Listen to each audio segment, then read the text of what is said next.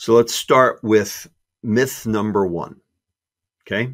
And this is the myth that has to be debunked. Until this one is debunked, nothing good will ever come. Right? This is the nugget of truth. We got to start here. It's with this notion that a calorie is a calorie. Food industry says it's about calories. It's about energy balance. It's about calories in, calories out. Therefore, it's about two behaviors, gluttony and sloth. Therefore, because it's about two behaviors, if you're fat, it's your fault.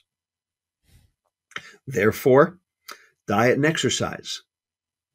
Therefore, any calorie can be part of a balanced diet. Therefore, don't pick on our calories, go pick on somebody else's calories. All right? All of that comes from this notion that calories are fungible. That it doesn't matter what you eat, it matters how much you eat. That's basically what they say. And they say that that's personal responsibility. So what they've done in one fell swoop with one concept is put the onus on the victim and assuage their own culpability. Works for them. The question is it true? Is a calorie a calorie? And the answer is we have so much data to show that this is the biggest lie in the history of medicine. I'm from New York. I'm from Brooklyn, so I use a lot of, shall we say, colorful language. And this is the single piece of BS. You can curse on our podcast. That's fine. It's a family podcast. I got to be careful. I can't tell you how big a piece of, this is bigger, okay, than Randy Marsh's poop in South Park. That's how big it is. Right. It is so wrong. It was wrong from the day it was conceived, and it will be wrong till the day we finally trash it. And the problem is the food industry won't give it up. And the reason they won't give it up is because it's their protection. It's their gravy train. They have convinced us all that it is true, and it is not true. It is the biggest lie there ever was. So we got to start there. So how can I prove it's a lie? All right, I'll prove it's a lie 4 ways. 4 different foodstuffs. Let's start with almonds. Drew, you like almonds? Love them. Love them. Almonds are great. Okay. But almonds are relatively high density, in terms of calories, aren't they? They are. So you eat 160 calories in almonds. Okay. Handful of almonds. 160 calories in almonds. How many of those calories do you absorb? Good question. Turns out the answer is 130. You ate 160, you absorbed 130. Where'd the other 30 go? The metabolic processes of... No. The fiber in the almonds, and there are 2 kinds of fiber, and this becomes very important because remember I talked high sugar, low sugar, high fiber, right? The fiber in the almonds, and there's 2 kinds, soluble and insoluble. So soluble fiber is like pectins and inulin, like what holds jelly together, hydrogels. Insoluble fiber is like cellulose, the stringy stuff in celery. Okay. Almonds have both. The stringy stuff sets up a lattice work on the inside of the duodenum, like a fishnet. And the soluble fiber are globular. They plug the holes in the fishnet. And together they form an impenetrable barrier.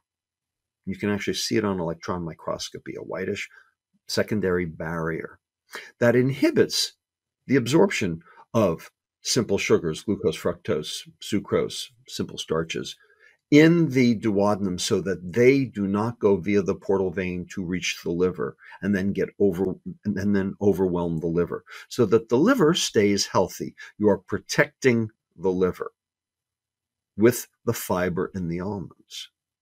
So the liver doesn't get the excess, in which case then it would turn the excess into fat through this process called de novo lipogenesis, new fat making, which is what fructose does in particular.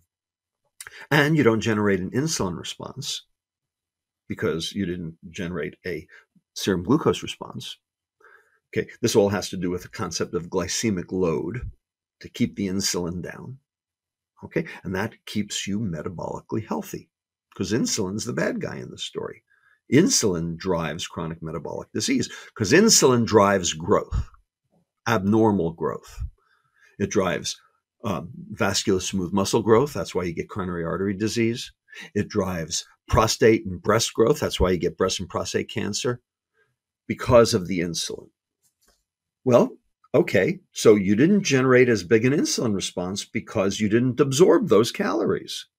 So where'd those 30 calories go? They went further down the intestine to the next part called the jejunum. Okay, and the jejunum, that's where the bacteria are. That's where the microbiome is. So those bacteria, they want those 30 calories. And so they chew it up for their own purposes. So you have 10 trillion cells in your body. You have 100 trillion bacteria in your intestine. They outnumber you 10 to 1. You are just a big bag of bacteria with legs. Okay, those bacteria have to eat something to stay alive. Well, what do they eat?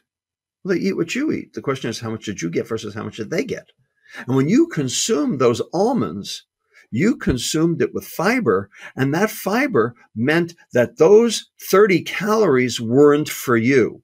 They were for your microbiome. So even though you ate them, even though they passed your lips, even though they registered as a calorie eaten, they were not a calorie absorbed. So who cares how many calories you ate? You care about how many calories you absorb. Well, is that measured in a calorie? No. So a calorie is not a calorie because if it came with fiber, that calorie wasn't for you. Number 2, protein.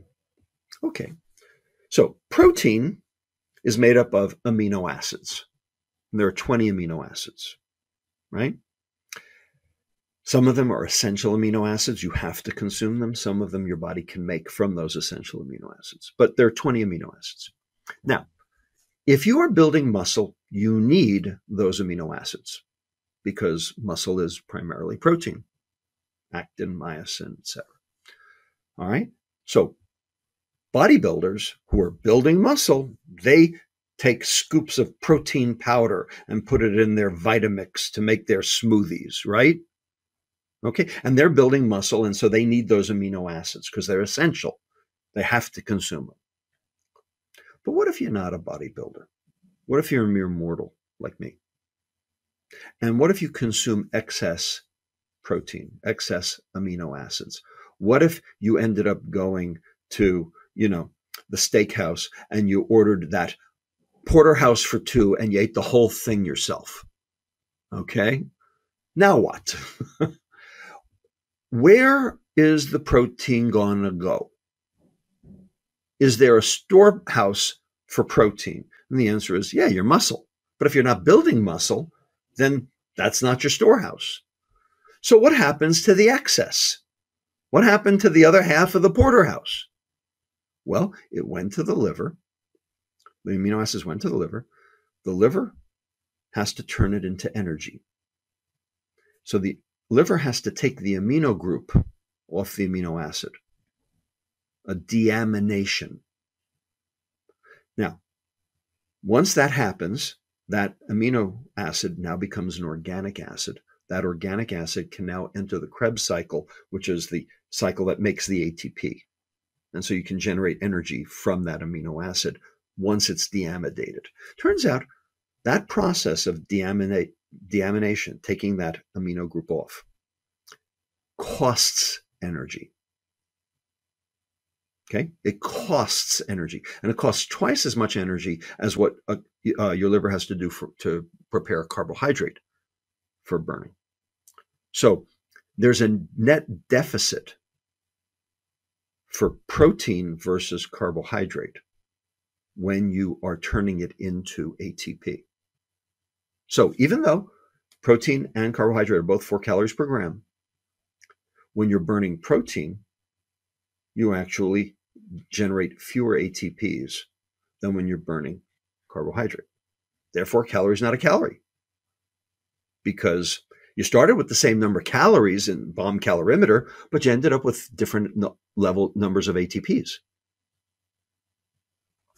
Number 3, fats. So over here on this side, we have omega-3 fatty acids. Heart healthy, anti-inflammatory, anti-Alzheimer's, save your life, anti-depression. Okay, single best thing you can put in your body, without question, omega-3s. Over here we have trans fats, the devil incarnate. Okay, consumable poison, made in the lab.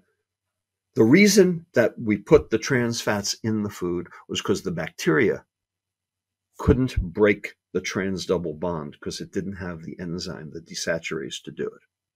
So the bacteria couldn't grow on it. That's why we had the 10-year-old Twinkie. All right? Point is, our mitochondria in our cells are refurbished bacteria. They even have their own bacterial DNA. Well, guess what? Our mitochondria can't break that bond either. So when you consume trans fats, you are basically laying down poison in your liver and in your arteries, because you can't break it all the way down to carbon dioxide and ATP because of that trans double bond. So you do not want those trans double bonds in your diet, but the food industry put them there. Again, another reason why processed food is poison. All right, the point is, over here we got omega-3s, over here we got trans fats. They're both 9 calories per gram. One will save your life, one will kill you, because a calorie is not a calorie, because different foodstuffs have different functions. And then lastly, my favorite, the one we started with, fructose and glucose. Glucose is the energy of life, and fructose is poison. It's a chronic dose-dependent mitochondrial toxin. They're both 4 calories per gram. So it's not how much you eat. It's specifically what your body does with what you eat that matters. And that just blows the whole concept of calories right out of the water. So we got to start with that. That's where the food industry got on, and that's where we have to get off. Problem is, food industry is still hitting it as hard as they possibly can, because this is the concept that keeps them out of court. Because as soon as a calorie is not a calorie, guess what? They are going to get their asses sued off. And it's already started.